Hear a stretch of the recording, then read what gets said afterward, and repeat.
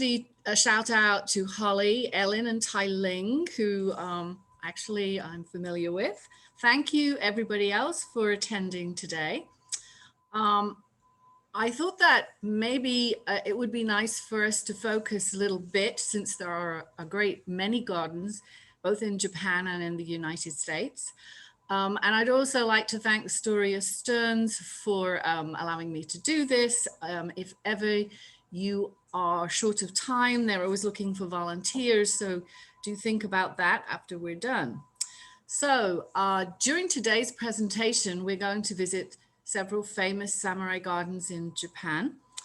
And I want to look at who was able to have a garden in Japan and what kind of special design features you might see.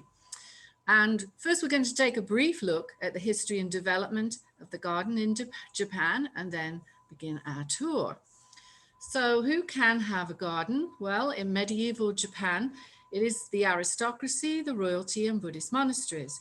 But the real golden age was a time known as the Momoyama and Muromachi, from the 13th to the 15th century. And then in the 15th century, Japan is unified, and powerful shoguns dwarf the emperor and his court. Who were the samurai? For those of you who aren't sure, originally the role of this warrior was to protect his lord, and the name samurai means to serve. The warrior followed a strict code known as the bushi. There was a very strict class system in Japan, and land ownership was held by the elite. You know, we tend to associate samurai as warriors who fight in bloody battles, but there was another side to samurai life, especially after the unification of Japan. Samurai were expected to be skilled in arts of both war and peace, which meant they had to be proficient in poetry, playing musical instruments, and the tea ceremony. And the place to perform these activities was in their gardens. Today, we will be visiting some of these spaces created for these leisure activities. While the Japanese refer to a garden space as en, so you might see that in the garden names here, or niwa, gardens created specifically by samurai were called teien.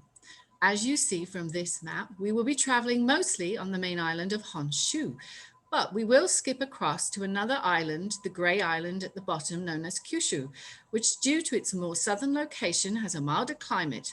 You may not know this, but the archipelago of Japan is made up of more than 200 islands.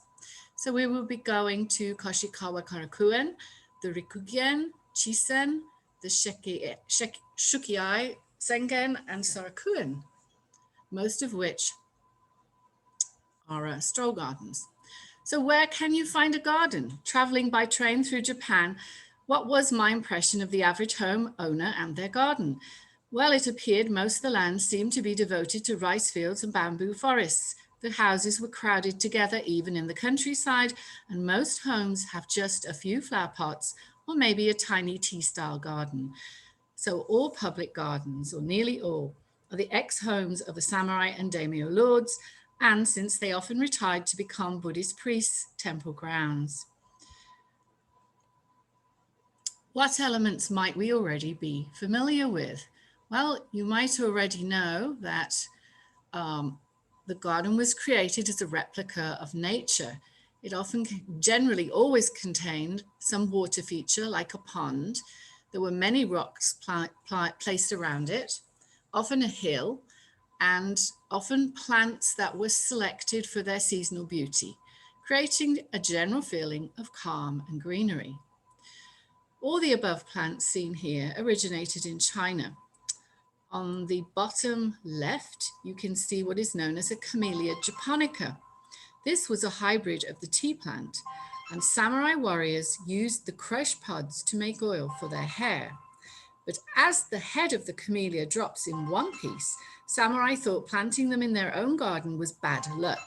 It reminded them of losing in battle when an opponent would lop off a head for victory.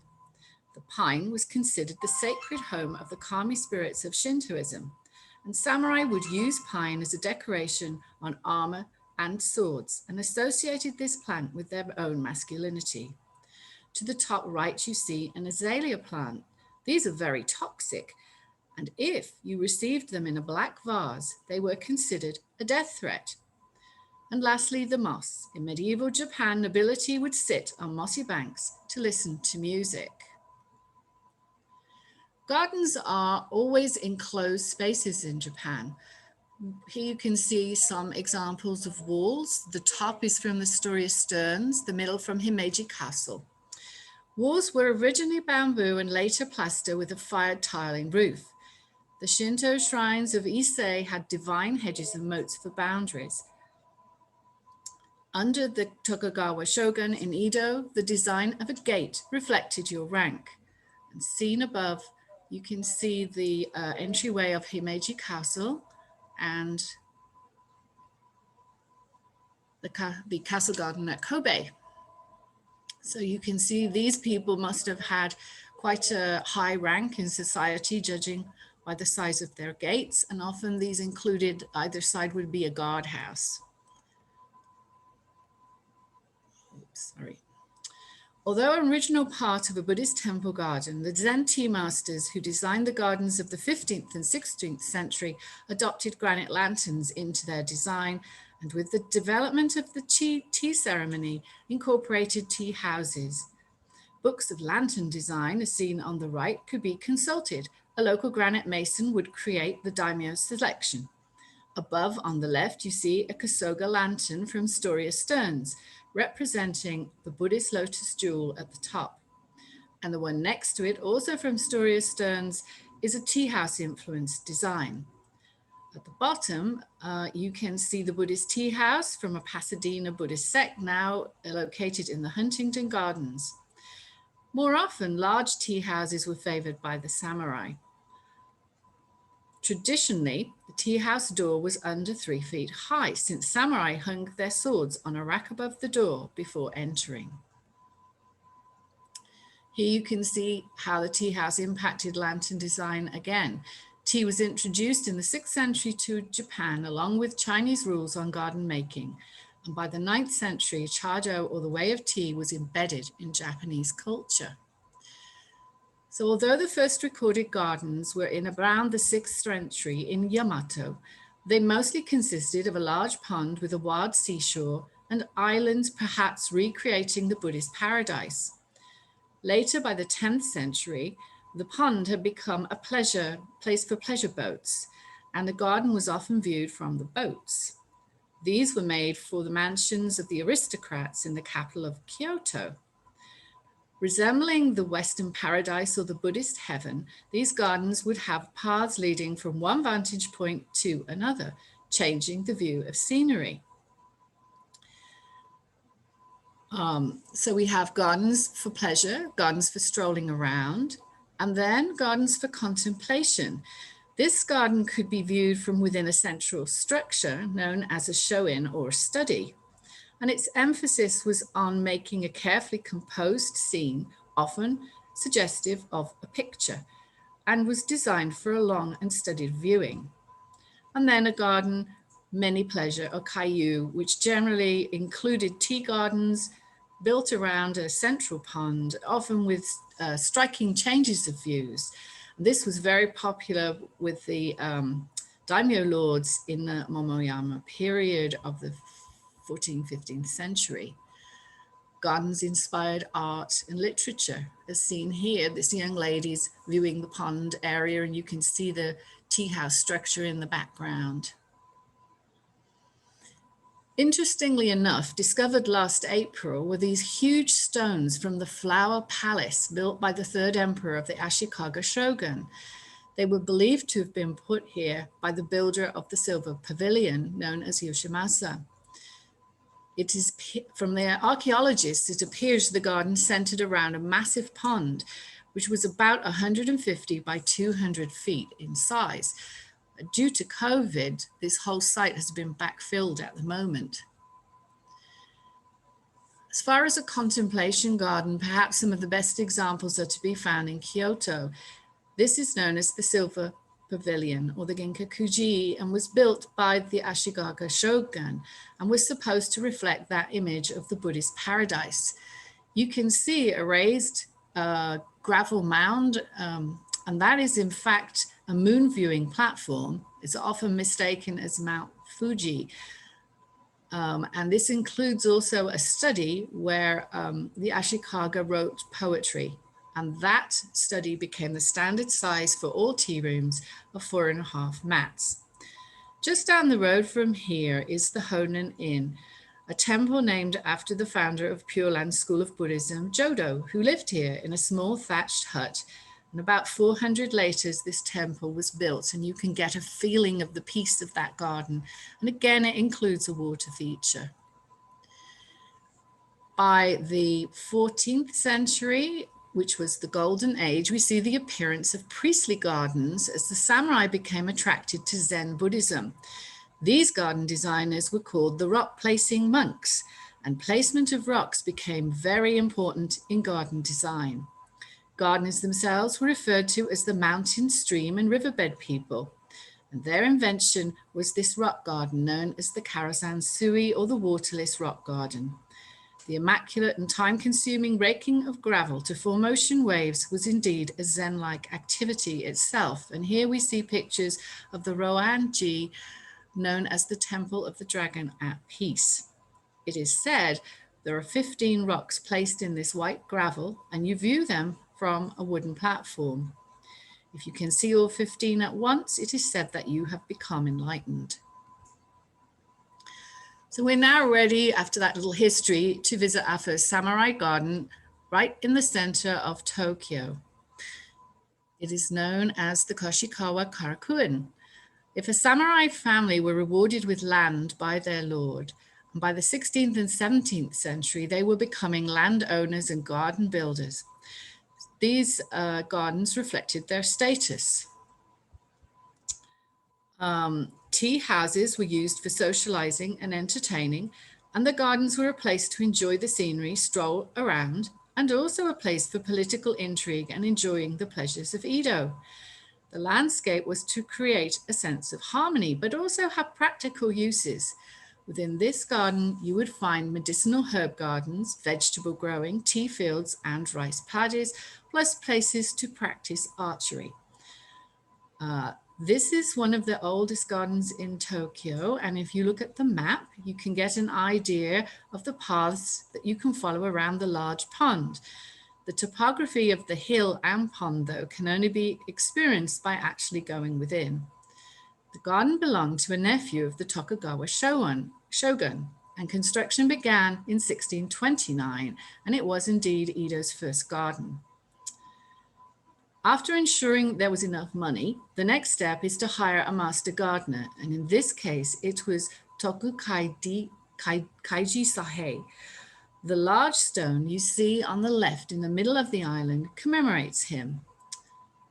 Directly inside, once you pass through the wooden main gate, is a huge pond representing one of Japan's most beautiful places, Lake Biwa. The idea of using this pond as a central part of the design dates back to the 9th and 10th century. In fact, when this garden was first completed, it is said that boats were also used in the pond to view it. Although once 63 acres, now today it is only 12 acres. The first owner was Lord of the Mito branch, and also the 11th son of the Tokugawa shogun. He had a very important position at court, and his family continued to work on this garden even after he built his villa there, and they were living there. It took until the time of his third son for it to be completed. His son was a great patron of learning and was famous for writing a history of Japan. He was also a Confucian scholar, which we will see reflected in this garden. It has many, many allusions to Chinese literature, philosophy, and famous scenes. And it was known as a circuit style, to be walked around, and you would find familiar scenes within from various places in China and Japan. The daimyo had an outer public garden, and within another gated compound was his own private villa and an inner garden known as the Uchiniwa. A river flowed through here, and the water was diverted to create a pond next to his villa. It was necessary to understand how the water flowed through the site and to follow detailed instructions from gardening manuals as to the depth of the pond and its placement next to a veranda on the villa. The garden designers were trying to create a microcosm, a small world within the garden.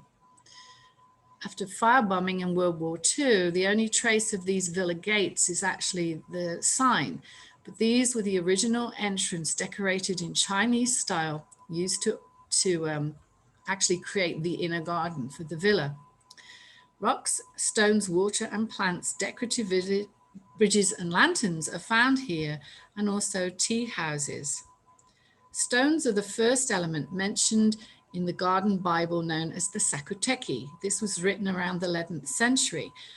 There's a great deal of information in this text about how to place stones in a garden and how they can emulate aspects of the landscape, such as a shoreline, islands, and waterfalls. The designers, another influence of Chinese style of landscaping is this stone path that runs through this garden. So the idea, and it's called shuke, is to create a miniature view.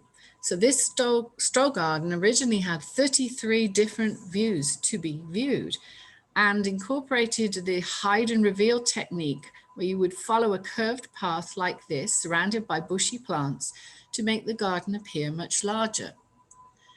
You'll come, if you follow this path, to this wonderful classic moon bridge, called so partly from the shape, and also if you wanted to view the moon, you would look at it only the reflection in water, since it was regarded as bad luck to actually stare at the moon in the sky.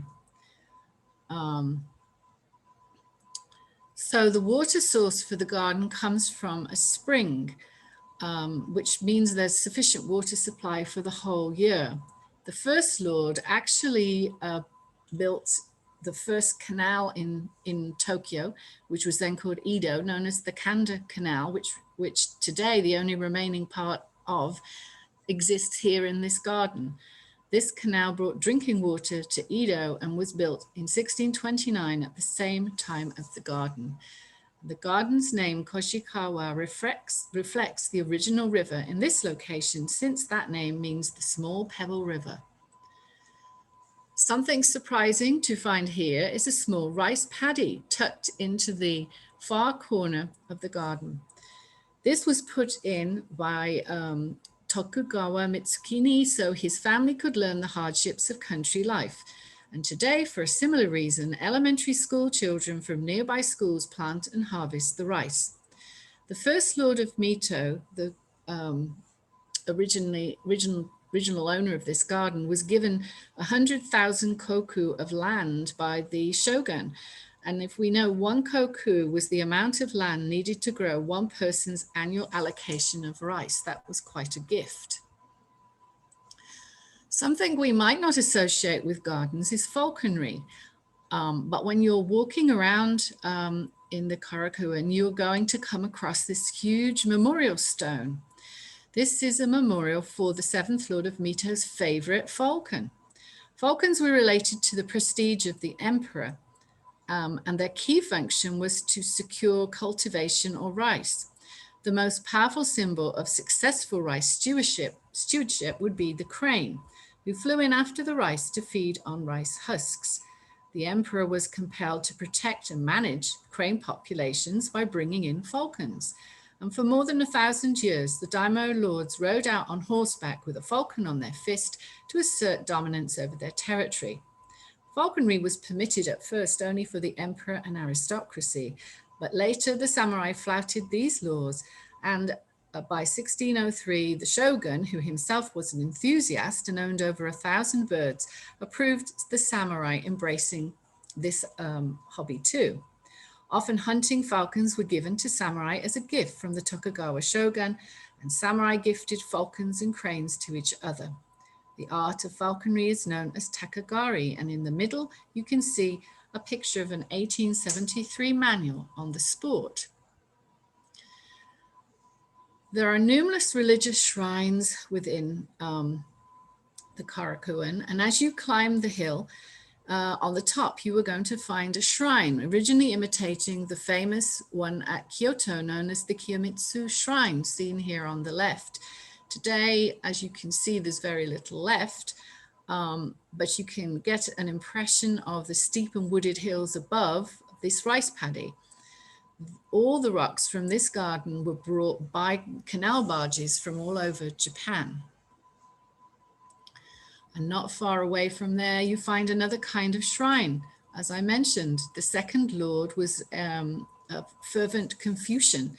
This is the oldest remaining building in the garden, and the building's name reflects Confucius's writings. In fact, the meaning of the garden name Korakuen is an allusion to a Confucian moral teaching, which says a governor shall worry about maintaining power first and enjoy himself later. Well, how can we enjoy ourselves? In this garden, there are two places, the sake house and the maroya, a replica of a thatched tea house. The tea house needs to look like a humble building, hence the thatched roof, reflecting an aesthetic known as wabi-sabi, meaning simply wa, balance, and sabi, meaning aged, and suggests a mountain hut. The tea ceremony invoked an idea of ichigo ichie, meaning one time and one place, and all aspects of the ceremony centered around this reason. On the other hand, the sake hut was a place for relaxation and drinking. An old Edo saying was, fill up 90% on sake in the afternoon and only 80% in the evening. So there was a lot of drinking going on here. So let's take a look in the far corners at some examples of the borrowed view known as shake. Here we come to one of the representations of a famous view from China known as West Lake. You can see what it really looks like on the right. This lake had dried up by the 8th century, and the scholar administrator Bai Jui decided to build this dike to restore the lake. The lake was so beautiful, he built a sand causeway to walk across its mirror-like surface. And by the Song dynasty, the capital of Hangzhou was right by the lake. So the allusion in this garden is to two Chinese poets, Bai Jui and Sui Dongpo, who were both associated with West Lake, and lotus bloom either side of this garden feature in the summer months. Adjacent to the last feature is another scene, this time of a famous river in Japan, the Owa River, near the ancient Japanese capital of Kyoto in the small town of Arashiyama. This was once a rural retreat for the emperor and his court. You can see the bamboo and small rocks in the river transport the viewer back in time to when the emperor would view the moon from the Oya River Bridge seen on the right. Constant attention is necessary, removing pine tree shoots, repairing paths, pruning azaleas, removing leaves. In the Korakuen, the river has to be dredged monthly to remove the smelly, rotting vegetation. In the summer, this is done 2 to 3 times a month by a crew of 8 gardeners. The gardener's tools and clothing are traditional. He wears a harasaki apron with pockets at the waist and wide leg trousers for maneuvering around plants. He always wears traditional footwear. These are indigo colored and they have split toes and are known as tabi shoes. If you've never seen them, they look a bit like flip-flops. They allow the wearer to feel the ground underneath his feet. On top, he wears a traditional jacket with wrist and hand guards, which are essential to protect himself from prickly plants. One of the most painstaking seasonal jobs is the hand pinching of pine candles in the spring to shape the future growth of trees. This takes 2 to 3 hours per tree. And in the autumn, the pines are thinned out to give the trees maximum sunlight in the shorter days, and older needles are removed by hand, which takes nearly a month for a single tree. On the left, you can see rhododendron bushes being clipped immediately after bloom so they retain their shape. And here you can see some examples of a lotus nursery and also the kind of craftsmanship that goes into making bamboo fences and gates within these gardens. Each winter, trees that might be injured by the cold, such as sago palms or this tree seen here, are wrapped in a straw skirt known as a waramaki, made of rice fiber rope. So now it's time to leave the Korakuen, and we will stay within Tokyo, and we're going to now visit what's known as a waka poetry garden. This was built 70 years after the Koshikawa Korakuen, and the idea is that it would feature, instead of a famous real place, it featured 88 famous spots celebrated in an ancient anthology of poetry. This garden belonged to the Lord of Kawagoa domain, and he was again a trusted member of the 5th Tokugawa shogun's administration. The garden is made as a stroll garden, and it features a 35-meter hill, which is called Fuji Peak, and the large pond we can see here. At each viewpoint, a stone marker was placed. Today, of the 88, only 33 of the views have been identified. And it is this family that founded this garden, who also founded Mitsubishi and donated the garden to the city of Tokyo in 1938. Here you see on the left the famous Waka Poetry Manual. This collection was known as the Collection of Myriad Leaves, and many of the poems simply describe nature in Japan. You can see the garden is organized around an island, and on that island, it was supposedly the home of super beings known as the Immortals. Within this garden, there's this lovely tea house, which inspired woodblock artist Shiro Komatsu to create the print you see on the left of a winter scene in the same garden. Arashiyama was originally a spot outside the city.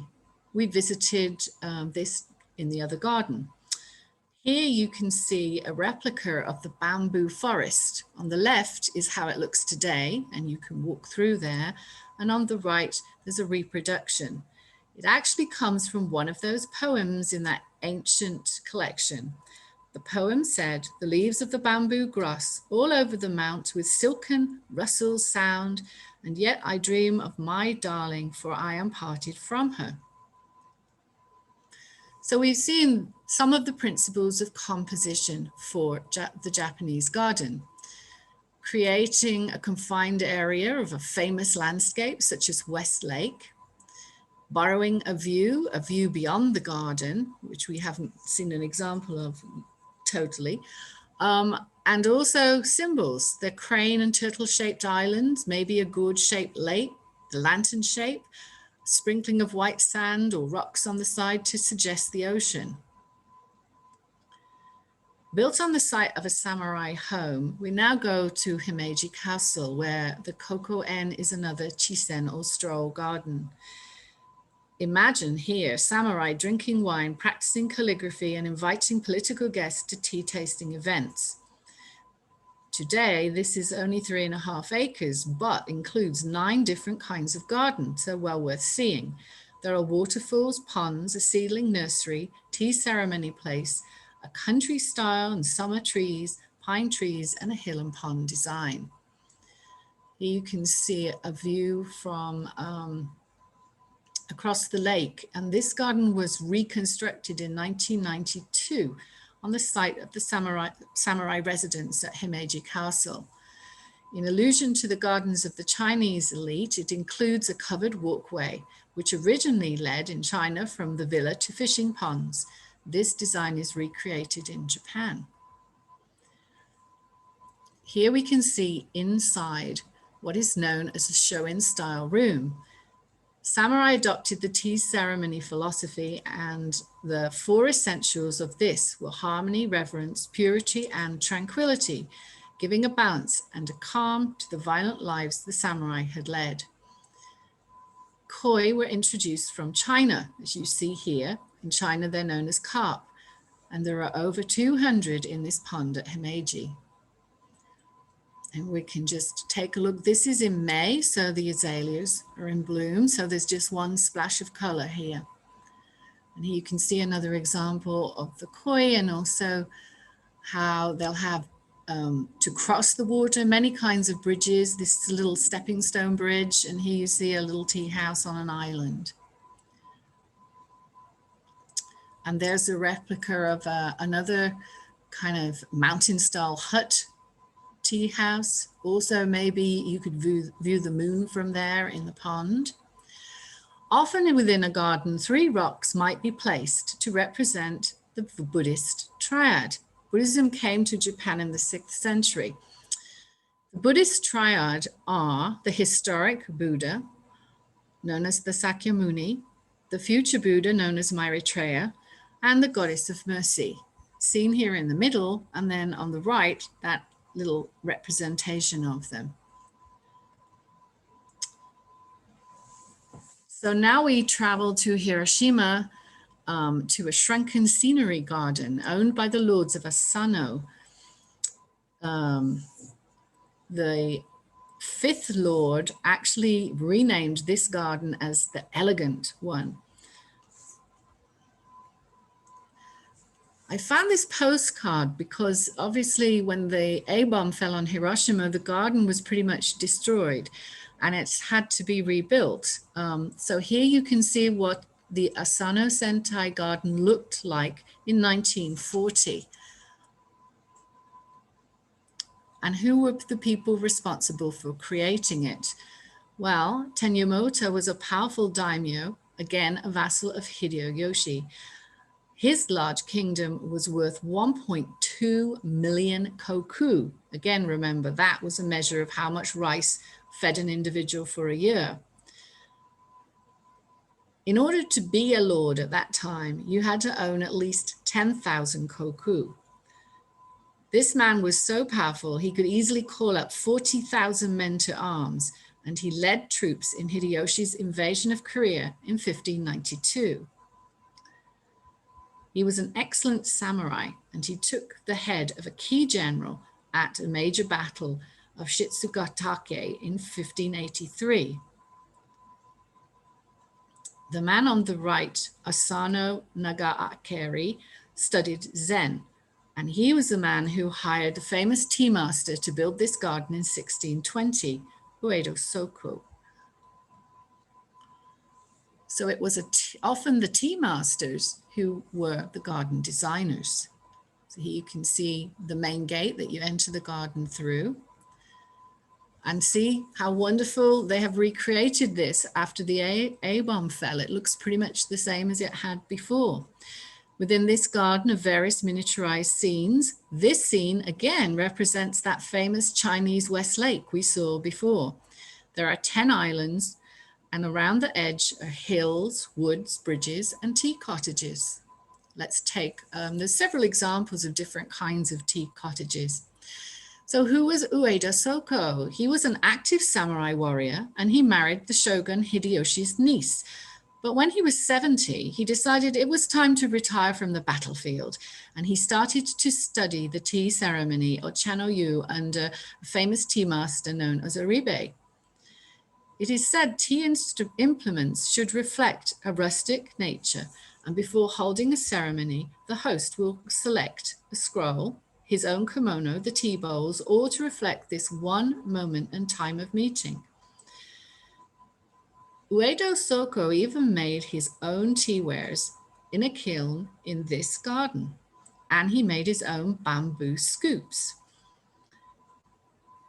He also designed other gardens in Tokushima, Nagoya, and Wakayama Castle, and created his own warrior-style tea ceremony known as the Buke Sado, which is still taught today. In the corner of the garden in the eastern side, you can see 4 fields, which are a replica of the kind of crops that feudal lords grew. On the left here, you can see tea plants, Camellia sinensis growing, but they also grew herb garden with 400 types of medicinal plants here. The area included a shooting gallery and riding grounds. Here you see the tea scoops made by Ueda Soko. apparently, while he was waiting to go into battle, he decided to carve out a tea scoop while he was kind of waiting to get the orders to attack. And so this tea scoop design became known as a waiting to go into battle. And on the right, you can see an example of one of the tea bowls that were fired in this garden. The Sakuteki, which I mentioned before, dates back to the 11th century, and it's the first Japanese garden manual, probably the first manual ever published. This warns against copying exactly a scene and rather says that you should try and recreate the spirit of a place within your garden.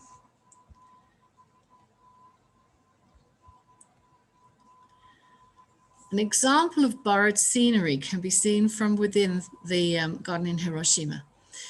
On the north view, you can see Mount Futaba, and at the top, this rises from the east gate of the castle. And on the other side from the west, you can see Mount Koyama. So the idea is that there might be an outside mountain or hill that is incorporated into your garden view. Again, you can see the beautiful aesthetics of the garden path here. And the Chinese influence is this particular lantern, which is said to resemble the headdress of a legendary Chinese beauty. The pond is bisected by this rainbow bridge, which is supposed to link heaven and earth. The seventh Lord invited a master gardener of Kyoto in 1783 to make the original bridge. Today it's surrounded by 4,800 trees. And the carp here remind us of the original nickname for Hiroshima Castle, which was known as Carp Castle. We're now going to leave the main island of Honshu and travel by ferry to Kyushu Island. Here we will go to Kagoshima and visit Sengan-en, created in 1653. The samurai house here and garden belong to the Shimatsu clan. The first thing you can see the bus outside the gates. Here you see the traditional Japanese gates. These are known as mon and have a gabled or hipped roof copied from Chinese architecture.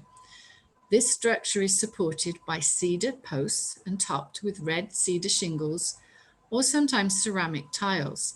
This is an imposing entryway for the most important family on the island, who are appointed by the shogun to be military governors of Satsuma province. Even today, this family is influential in Kagoshima, and Sengan-en is owned and managed by the Shimatsu Kanko Company, of which Nobuhisa Shimasu is still the company president.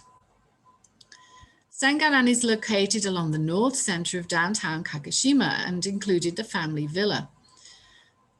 This is a 50,000 square meter Japanese landscape garden and perhaps has one of the most spectacular borrowed views of a nearby live volcano, Sakurajima, and Kinko Bay.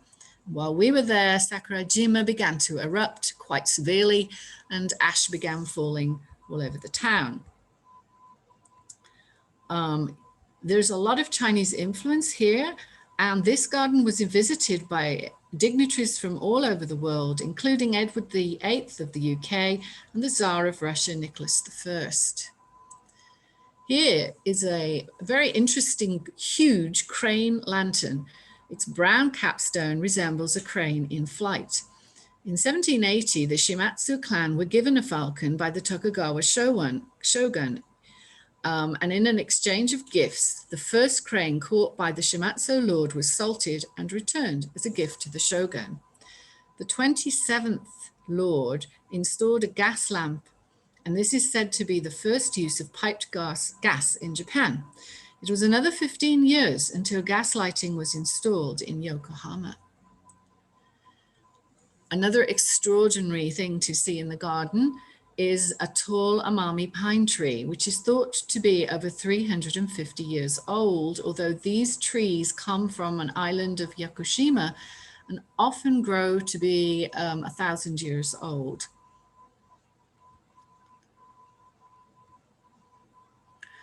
you will come across the Bokakuro Pavilion, a tribute gift from the King of the Ryukyu Islands to this domain. And inside of here, you can view a copy of a famous Chinese calligrapher who's famous for his preface to the Orchard Pavilion. And the tiles on the floor of here are a copy of those from a 3rd century Chinese palace. One unusual feature, which seen here from a distance, is 3 Chinese characters carved in the rock face.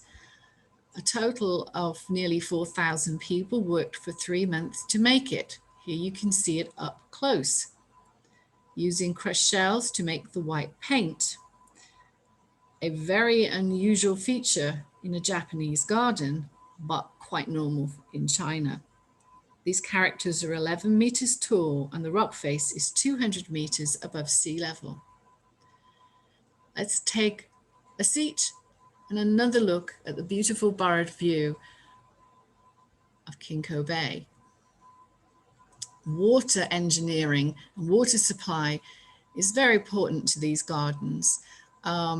Here in Kyushu, the climate is wet and you're within the typhoon belt. And in 1889, the water from the Kinkura River, which flowed through the garden, was harnessed to generate electricity to light up factory. This family also made glass. And so they're introducing an industry into Kagoshima, and the ruins of the dam are still seen in the garden. There are also some shrines. Here we see a Shinto shrine to a water spirit. In the Shinto religion, kami, or natural spirits, inhabit the water, the trees, and the rocks. And this particular water kami would be the guardian of fishing folk and was also a patron saint of easy childbirth and motherhood. You can tell when you come to a sacred place because you'll see a rope of twisted rice straw used to demarcate a sacred area. If you want to pray for good luck or a happy marriage, then you need to find this within this garden, the Oniwa Shrine. There are 13 gods enshrined here, and so I think you're probably going to get some luck there. One of the most unusual shrines was to the cat god. This got its name from the set of cats employed by a samurai general. Cats' eyes are very sensitive to sunlight, and therefore they can see better at night. And so there's quite a range of pupil dilation. So by looking at the size of the cat's pupils, samurai believed you could tell the time. One of the Shimatsu generals took these cats in the 15th century on his voyages, and unfortunately, only 2 cats survived to the end of his campaign, and they were both deified at this shrine. Within the garden, there's an inner gate known as the Suzuman. And to kind of commemorate his career as an industrialist, this gate is made unusually out of tin. So the roof weighs over a ton. And historically, only the leader and the heir of the Satsuma clan were allowed to pass through these prestigious gates. Passing through the gates, you will come to the villa. Let's take a rest and enjoy a view of the inner garden. The pond features a sunken octagon, part of 2, said to represent yin and yang. The Shimatsu lord occupied this house from 1871. We're going to go inside one of the rooms and look at the rush floors, the tatami mats, sliding doors. Samurai often hired connoisseurs to help them collect artworks, tea bowls, and display art at tea parties. They want to look cultured and sophisticated, and they look to China for that. The space displaying the scroll was called the tokonoma, and here is a floral display known as an ikebana, a calligraphic scroll, and a Korean moon vase. And staggered shelving was often part of the interior. Such rooms were known as shoin. I can't resist showing you this because the other side of Kagoshima is Beppu with the Jinko Hell Gardens, which are kind of a fun place. And so I just wanted to share these with you. Each pond is a different color.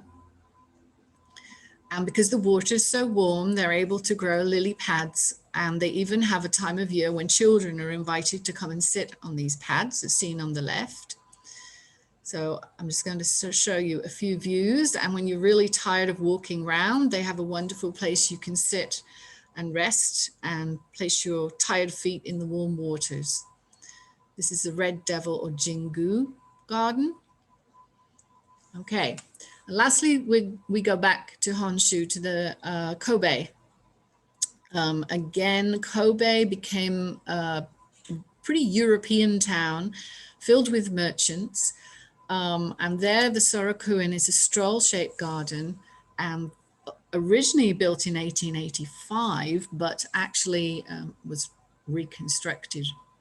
So we can just enjoy some views. You can see lanterns come in all sizes, from giant to tiny. You see water features flowing through. In this garden contains the original Victorian mansion and stables.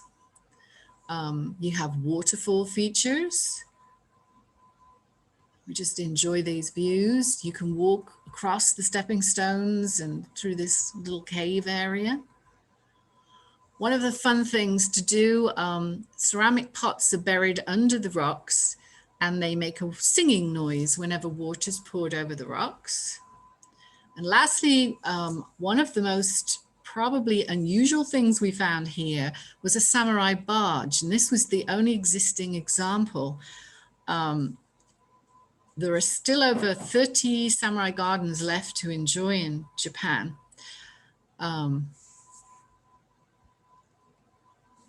And within that garden, you can see how close the city is around these gardens. They're now like completely surrounded by buildings, but there's the tea house, and there you can see that's the entrance, a very imposing gate into Kobe Gardens.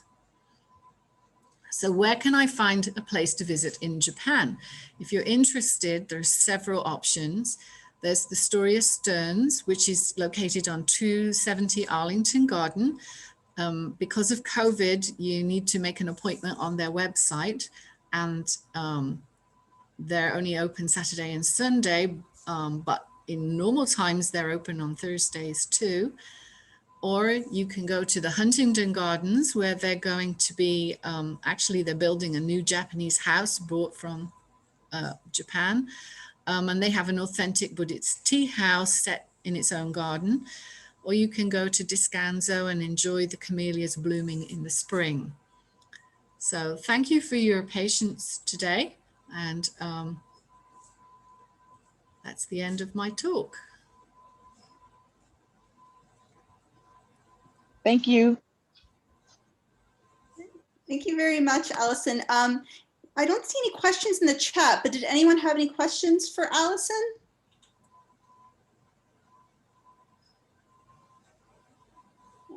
All right. Well, Good. Amazing presentation. Yes, thank you so much, Allison. This was fantastic. And you know, thank you for taking time to make this presentation. We do encourage you to check out Storia Stearns Garden as well as some of the other local Japanese gardens. And everyone have a fantastic day. Thank you.